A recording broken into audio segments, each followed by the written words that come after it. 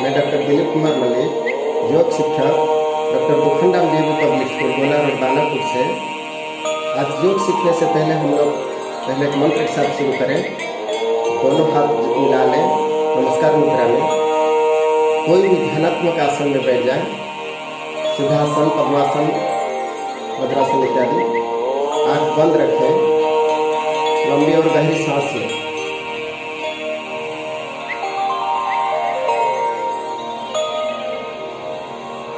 गच्छध्वं संवदध्वं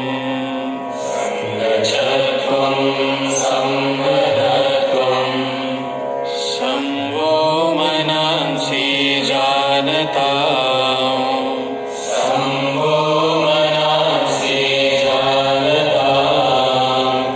देवा भागं यथा पूर्वे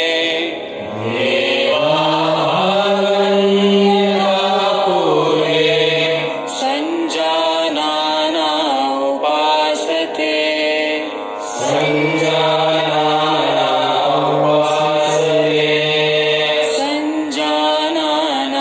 उपासते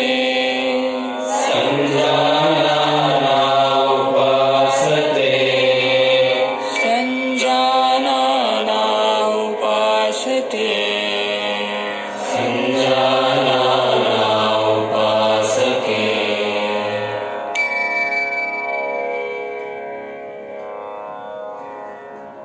योग की दुनिया में आपका स्वागत है। आइए अब हम योग साधना का अभ्यास चालन क्रियाओं यानी शिथिलता अभ्यासों से करते हैं, जो शरीर में सूक्ष्म रूप से रक्त संचार को बढ़ाते हैं। गर्दन का व्यायाम, गर्दन को आगे और पीछे झुकाना। सचेत मुद्रा में खड़े हों। पैरों को आरामदायक स्थिति में फैलाएं तथा हाथों को कमर पर रखें। सांस छोड़ें तथा सिर को धीरे धीरे आगे की ओर झुकाएं और थोड़ी को छाती से स्पर्श कराने का प्रयास करें। सांस भीतर लें तथा सिर को उतना पीछे ले जाएं जितना आराम से जा सके और सांस भीतर लिए हुए सिर को वापस आगे लाएं। गर्दन को बाहिनी तथा दाहिनी ओर झुकाना। सांस छोड़ें तथा सिर को धीरे धीरे दाहिनी तरफ झुकाएं। कान को कंधे के उतना अधिक निकट ले जाएं जितना संभव हो। सांस भीतर लें तथा सिर को सामान्य स्थिति में लाएं। सांस छोड़ें तथा सिर को बाईं तरफ झुकाएं। सांस भीतर लें तथा सिर को वापस सामान्य स्थिति में लाएं। दाहिनी और बाहिनी ओर घुमाना। सांस छोड़ें तथा सिर आराम से दाहिनी तरफ इतना घुमाएं कि थोड़ी कंधे की सीध में आ जाए। सांस भीतर लें तथा सिर को वापस सामान्य स्थिति में लाएं। सांस छोड़ें तथा सिर को बाईं तरफ घुमाएं। सांस भीतर लें तथा सिर को वापस सामान्य स्थिति में लाएं। गर्दन को घुमाना। सिर को आगे की ओर झुकाकर थोड़ी को छाती से स्पर्श कराने का प्रयास करें। सांस भीतर लें तथा सिर को घड़ी की सुइयों की दिशा में घुमाएं। सिर नीचे की ओर जाते समय सांस छोड़ें। सिर को घड़ी की सुइयों की विपरीत दिशा में घुमाएं। गर्दन के चारों ओर खिंचाव, गर्दन के जोड़ों और मांसपेशियों के शिथिलन तथा गर्दन के तनाव के दूर होने की अनुभूति करें। गर्दन में दर्द और स्पॉन्डिलाइटिस की शिकायत वाले लोगों को यह व्यायाम आराम से करना चाहिए। स्कंद संचालन। दोनों पैर परस्पर मिले हुए हों। पैर से सिर तक के हिस्से को सीधा रखें। भुजाओं को बगल में रखें। श्वास खींचते हुए बगल से दोनों भुजाओं को अपने सिर से ऊपर उठाएं। हथेलियां ऊर्ध्व दिशा में हों। श्वास छोड़ते हुए दोनों भुजाओं को बगल में वापस ले आएं। जब हाथों को सिर से ऊपर उठाएं तो ध्यान रखें कि वे सिर को स्पर्श ना करें। इसी तरह जब हाथों को नीचे लेकर आएं तो इस बात का ध्यान रखें कि जांघों को वे स्पर्श ना करें। उंगलियों को मिलाते हुए दोनों हथेलियों को पूरी तरह खोलें।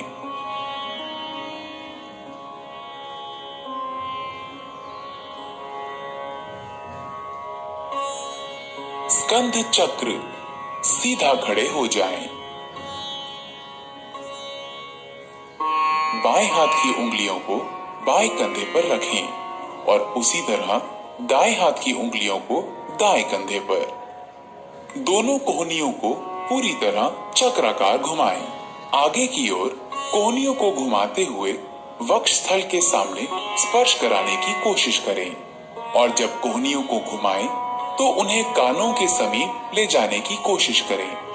इसी तरह विपरीत दिशा में भुजाओं को खींचते हुए घुमाएं और कोशिश करें कि इस दौरान भुजाएं शरीर को स्पर्श करें। इस क्रिया को बाएं से दाएं अर्थात घड़ी की सुई की विपरीत दिशा में 5 बार दोहराएं। इस क्रिया के अभ्यास से हड्डियां, मांसपेशियां और स्कंध क्षेत्र की तंत्रिकाएं स्वस्थ रहती हैं। यह अभ्यास गर्दन की रीढ़ की हड्डी की अपकर्षक अर्थात सर्वाइकल स्पॉन्डिलाइटिस बीमारी को दूर करने में सहायक है। धड़ को घुमाना। पांवों को परस्पर 2 फुट की दूरी पर रखें। दोनों हाथों को छाती की ऊंचाई तक इस प्रकार उठाएं कि दोनों हथेलियां एक दूसरे के सामने हों। सांस छोड़ें। शरीर को दाहिनी तरफ इतना घुमाएं कि बाईं हथेली दाहिने कंधे को स्पर्श कर ले। सांस भीतर लेते हुए वापस लौटें। अब सांस छोड़ें। शरीर को बाईं तरफ इतना घुमाएं कि दाहिनी हथेली बाएं कंधे को स्पर्श कर ले। सांस भीतर लेते हुए वापस लौटें। पुनः दोहराएं। सांस लेते हुए धीरे धीरे करें। मेरुदंड या डिस्क संबंधी समस्या होने पर तथा मासिक धर्म के दौरान यह व्यायाम ना करें। खड़ी मुद्रा में विश्राम करें। घुटनों को चलाना। सांस भीतर लें। अपनी भुजाओं को कंधों तक उठाएं। सांस छोड़ें। घुटने मोड़ें तथा अपने शरीर को शून्य की मुद्रा में नीचे लाएं। सांस भीतर लें और शरीर को सीधा करें। 2 बार और दोहराएं। इस व्यायाम से घुटने तथा कूल्हे के जोड़ मजबूत होते हैं। अत्यधिक आर्थराइटिस की समस्या होने पर इस व्यायाम को छोड़ दें। हाथों को नीचे लाते समय सांस छोड़ें। आइए अब योगासना की तरफ बढ़ें। सूर्य नमस्कार। सूर्य पृथ्वी पर रहने वाले सभी जीवों के लिए ऊर्जा का स्रोत है। सूर्य नमस्कार हमारे शरीर का संपूर्ण और संतुलित विकास करता है, मन को एकाग्र और बुद्धि को कुशाग्र करने में मदद करता है। आध्यात्मिक उन्नति के लिए सूर्य नमस्कार को महत्वपूर्ण माना गया है। सूर्य नमस्कार 8 अलग अलग आसनों की मदद से 12 चरणों में क्रम से किया जाता है।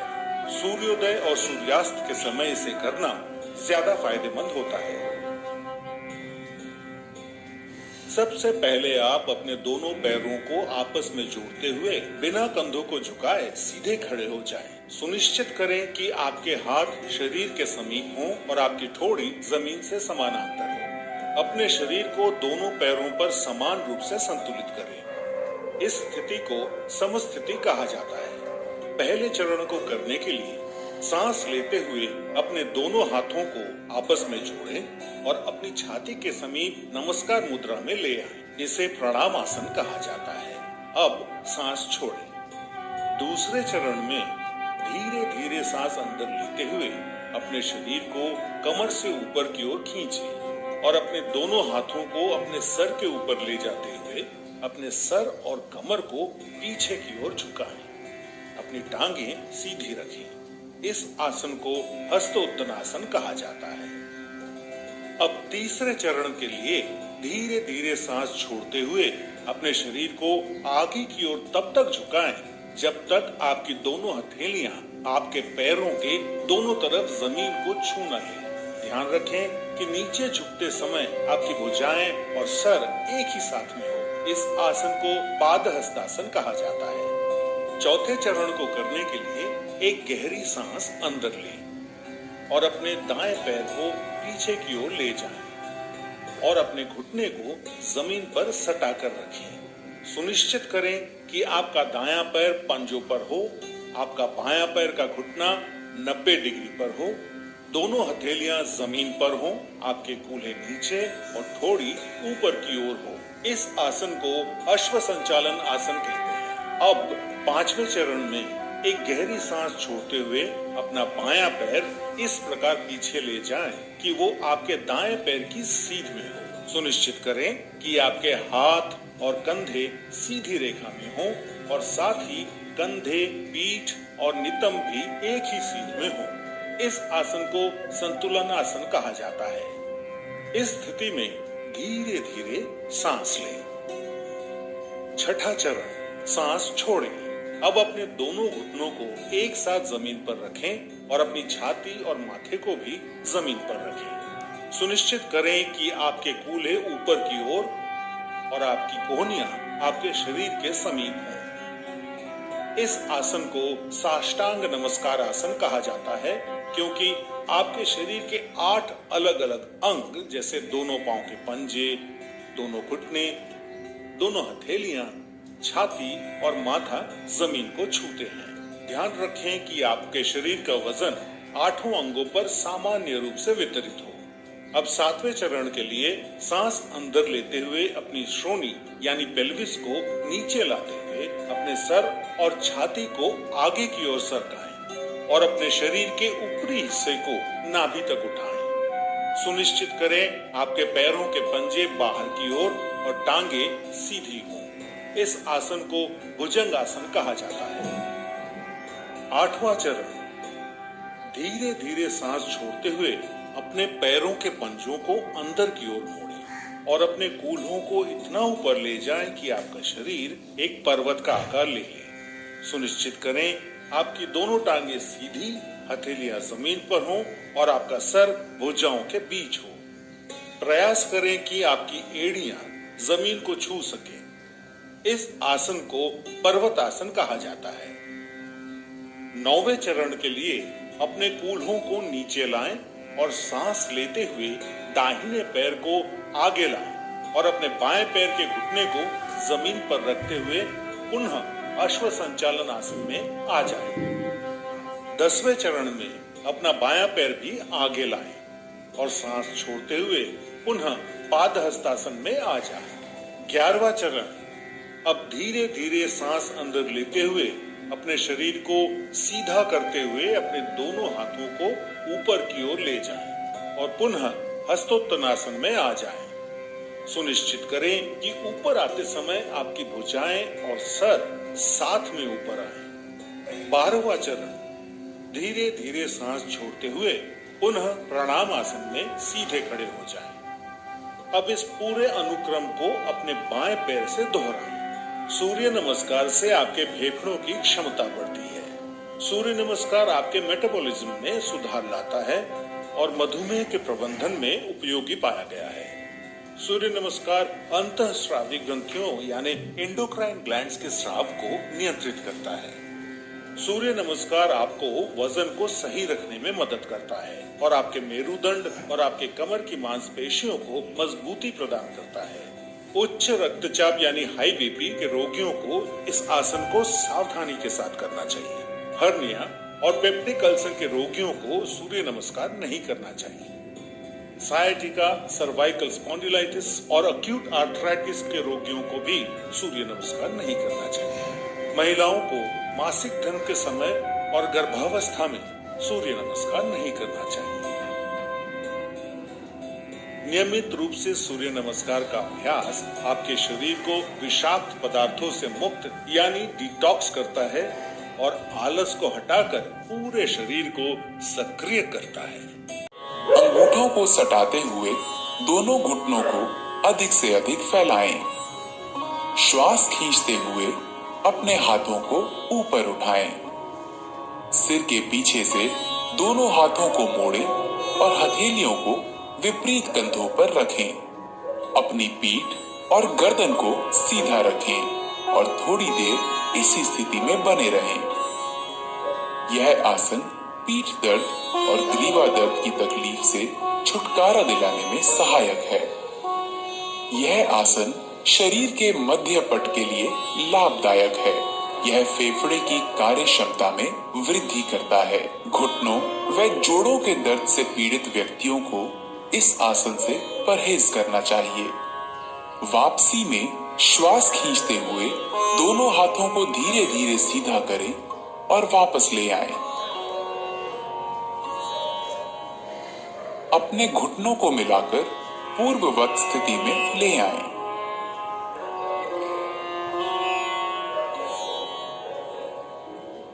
वक्रासन। वक्र का अर्थ है टेढ़ा या मुड़ा हुआ। दाहिनी टांग को मोड़ें और दाहिने पैर को बाएं घुटने के साथ रखें। बाईं भुजा को दाहिने घुटने पर लपेटें और हथेली को दाहिने पैर के पास रखें। सांस छोड़ें, शरीर तथा गर्दन को दाहिनी तरफ मोड़ें। इस मुद्रा में आराम से रहें। अपना सर पीछे घुमाएं।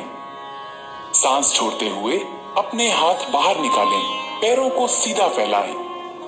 अब वापस आएं और विश्राम आसन में विश्राम करें। यह आसन मेरुदंड के लचीलेपन को बढ़ाता है। यह कब्ज तथा अपच दूर करने और मधुमेह के प्रबंधन में सहायक है। इसे दूसरी तरफ के लिए दोहराएं।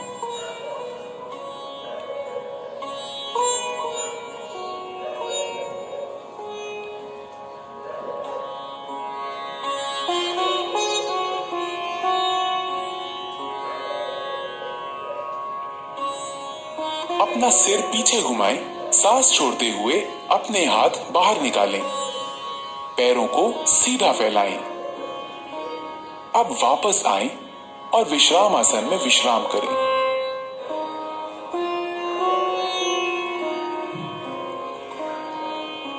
मकर आसन। मकर का अर्थ है मगरमच्छ। पेट के बल इस प्रकार लेट जाएं कि टांगे एक दूसरे से दूर हों तथा पैर बाहर की ओर हों। दोनों बाहें मोड़ लें तथा दाहिने हाथ को बाएं हाथ पर रखें। अपने सिर को हाथों पर रख लें, आराम करें। यह मकर आसन है। यह आसन सभी अधोमुखी मुद्राओं में विश्राम के लिए किया जाता है। यह पीठ के निचले हिस्से को आराम पहुंचाता है। भुजंग आसन। अब अधोमुखी मुद्राओं के लिए तैयार हों। भुजंग का अर्थ है सर्प या कोबरा। पेट के बल लेट जाएं, सिर को हाथों पर रखें और शरीर को आराम से रहने दें। अब टांगों को आपस में जोड़ें और बाहों को खींचें। माथे को भूमि पर रखें। अब अपनी हथेलियों को छाती के पास रखें और कोहनियों को उठाएं। सांस भीतर लें और थोड़ी तथा नाभि के हिस्से तक छाती को ऊपर उठाएं। यह भुजंग आसन है। यह आसन तनाव के प्रबंधन के लिए सर्वोत्तम है। यह पीठ दर्द तथा श्वास संबंधी समस्याओं से निपटने में सहायक है। सांस छोड़ें, अपने माथे को भूमि पर रहने दें तथा बाहों को खींचें। अपनी टांगे फैलाएं, हथेलियां ऊंची करें तथा अपने सर को हथेलियों पर रखें और आराम करें। शलभ आसन। शलभ का अर्थ है पतंगा या टिड्डा। पेट के बल लेट जाएं, टांगे आपस में जोड़ लें। थोड़ी को भूमि पर रखें। दोनों हाथ शरीर के किनारे ऐसे रखें कि हथेलियां ऊपर की ओर हों। सांस भीतर लें। अपनी टांगों को भूमि से उतना ऊपर उठाएं जितना आप बिना घुटनों को मोड़े हुए उठा सकें। बाहों और टांगों को इस तरह फैलाएं कि शरीर आसानी से भूमि से ऊपर उठ जाए। इस स्थिति में आराम से रहें। यह आसन साइटिका तथा पीठ के निचले हिस्से के दर्द में राहत देता है। यह कूल्हे की मांसपेशियों को आकार देता है। अब सांस छोड़ें, टांगों को नीचे भूमि की ओर ले आएं। अपनी बाहें निकालें और भूमि पर विश्राम करें। हृदय रोगियों को यह मुद्रा नहीं करनी चाहिए। सेतु बंधासन। ऊर्ध्वमुखी या पीठ के बल लेटकर की जाने वाली मुद्राओं की ओर। सेतु बंध का अर्थ है पुल बनाना। टांगों को आपस में जोड़ें, बाहों को शरीर के किनारे रखें। दोनों टांगों को घुटनों पर मोड़ें और एड़ियों को नितंबों के पास ले जाएं। दोनों एड़ियों को कसकर पकड़ें। सांस भीतर लें। धीरे धीरे नितंबों तथा धड़ को पुल बनाने के लिए उतना ऊंचा उठाएं जितना आप उठा सकते हैं। आराम से रहें। यही अंतिम मुद्रा है। यह आसन अवसाद तथा व्यग्रता से मुक्ति देता है। ये पीठ के निचले हिस्से की मांसपेशियों को मजबूत बनाता है। अब सांस छोड़ें। धीरे धीरे मूल स्थिति में आएं और विश्राम करें। पीठ के बल लेट जाएं। कृपया ध्यान रखें, गर्भावस्था के बाद की तिमाहियों वाली महिलाएं इस आसन का प्रयोग ना करें। उत्तान पादासन। इस आसन में पीठ के बल लेटकर पैरों को ऊपर उठाया जाता है। इसी कारण इस आसन का नामकरण उत्तान पाद आसन हुआ है। जमीन पर आराम से पीठ के बल लेट जाएं। पैरों की स्थिति सीधी हो और हाथों को बगल में रखें। श्वास लेते हुए घुटनों को बिना मोड़े धीरे धीरे अपने दोनों पैरों को ऊपर उठाएं और 30 डिग्री का कोण बनाएं। सामान्य रूप से श्वास प्रश्वास करते हुए इस अवस्था में कुछ देर बने रहें। श्वास छोड़ते हुए धीरे धीरे अपने दोनों पैरों को नीचे लाएं और जमीन पर रखें। यह आसन नाभि केंद्र अर्थात नाभि मणि चक्र में संतुलन स्थापित करता है। अर्ध हल आसन। इस आसन में शरीर की स्थिति खेतों की जुताई करने वाले भारतीय हल की अर्ध आकृति जैसी हो जाती है। इसी कारण इसका नाम हल आसन पड़ा है। पीठ के बल लेट जाएं। दोनों हाथ जांघों के बगल में रखें और हथेलियां जमीन पर टिका दें। घुटनों को बिना मोड़े अपने पैरों को धीरे धीरे ऊपर उठाएं। सर्वप्रथम अपने पैरों को 30 डिग्री तक उठाएं। तत्पश्चात 60 डिग्री का कोण बनाएं। अब धीरे धीरे पैरों को 90 डिग्री के कोण की स्थिति में ले आएं। यह अर्ध हलासन की पूर्ण स्थिति है। इस अवस्था में शरीर की स्थिति नितंब से कंधे तक सीधी होनी चाहिए। धीरे धीरे अपने पैरों को वापस जमीन पर लाएं। ध्यान रहे वापसी की स्थिति में सिर जमीन से ऊपर ना उठे। यह आसन गहरे तनाव से ग्रस्त व्यक्तियों के लिए अत्यंत लाभदायक है, परंतु उन्हें बड़ी सावधानी पूर्वक यह आसन करना चाहिए। पीठ के निचले हिस्से के दर्द से पीड़ित व्यक्तियों को दोनों पैरों के साथ इस आसन को नहीं करना चाहिए। पवन मुक्त आसन। दोनों घुटने मोड़ें तथा जांघों को छाती के पास लाएं। उंगलियों को आपस में जकड़ लें और घुटनों के नीचे पिंडलियों को अच्छी तरह पकड़ लें। सिर तथा कंधे उठाएं और घुटनों को थोड़ी से छूने का प्रयास करें। यह पवन मुक्त आसन है। यह कब्ज दूर करता है, उदर वायु से मुक्ति दिलाता है और पीछे की मांसपेशियों तथा मेरु तंत्रिकाओं को ठीक करता है। अपना सिर पीछे लाएं, सांस छोड़ें। अपनी टांगों को सीधा फैलाएं। आराम करें। उदर की चोटों, हर्निया, साइटिका तथा गर्भावस्था में यह अभ्यास ना करें।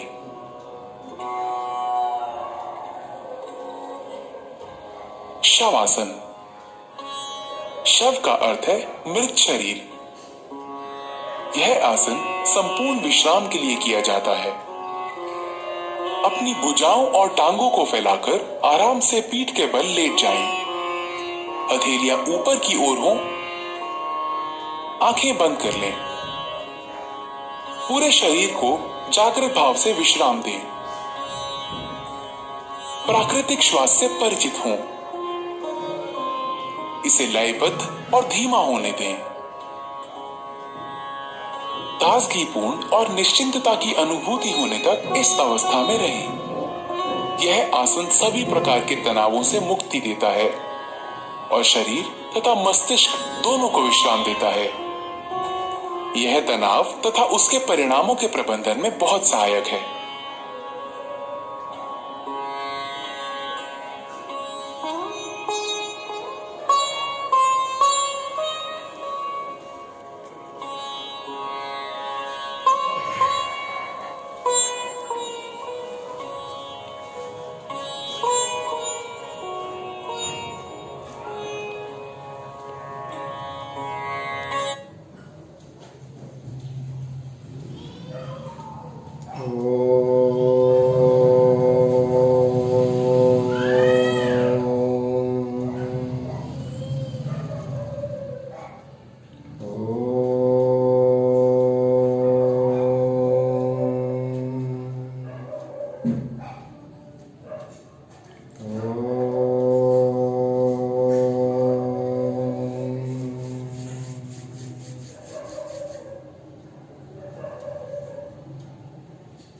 नमस्ते।